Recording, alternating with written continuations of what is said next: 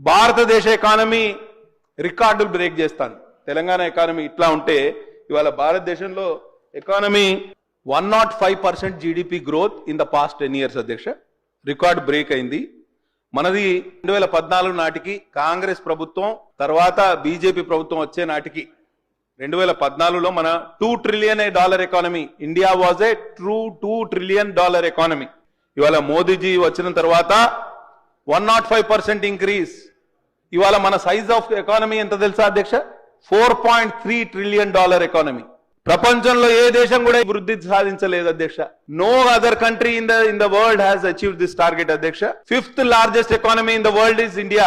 ఇదే రేట్ కొనసాగిస్తే ఇదే సంవత్సరం మన జపాన్ దాటి 4వ స్థానానికి పోతాం. 2 సంవత్సరాలు జర్మనీని దాటి 3వ స్థానానికి పోతాం. We're going to be 3rd largest economy in the world in just matter of 2 years అధ్యక్ష.